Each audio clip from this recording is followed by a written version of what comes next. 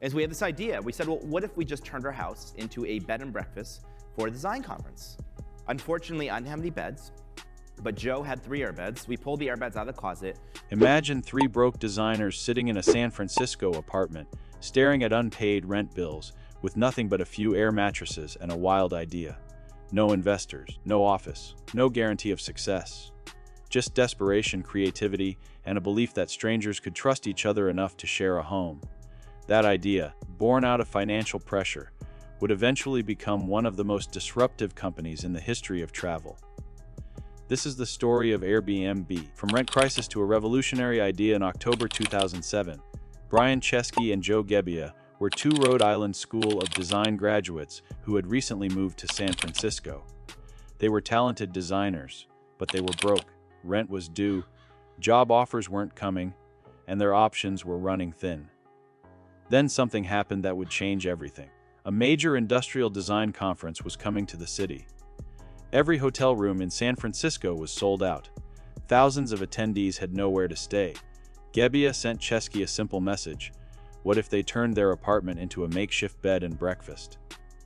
They bought 3 air mattresses, set them up in their loft, built a basic website, and called their new venture Air Bed and Breakfast.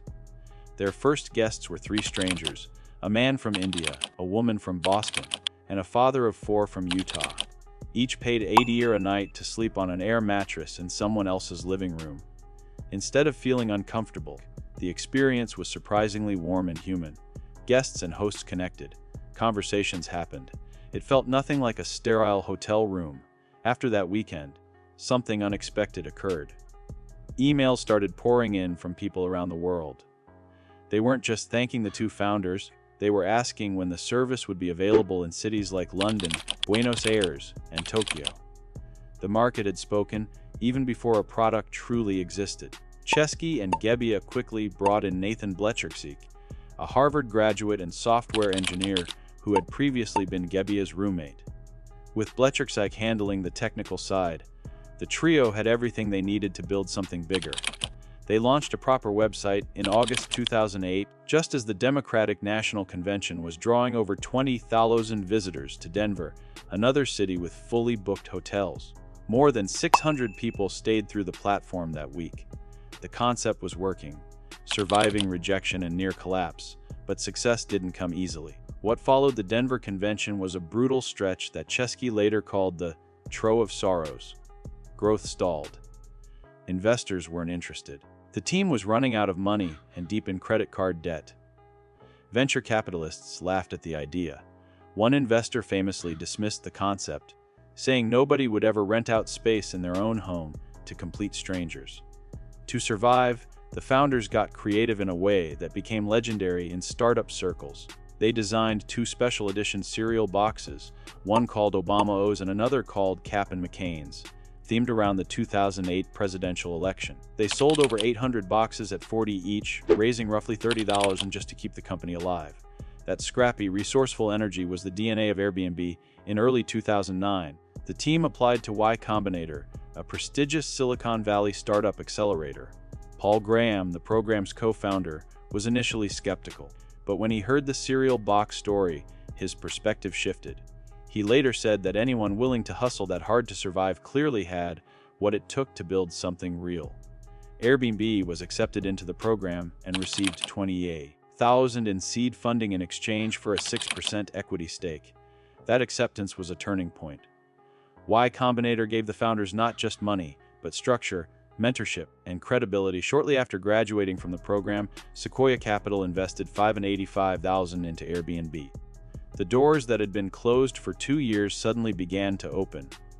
One of the most famous strategies from this period was the Craigslist integration. When users listed a room on Airbnb, the platform made it easy to simultaneously post the same listing on Craigslist, which at the time had millions of daily users searching for temporary housing.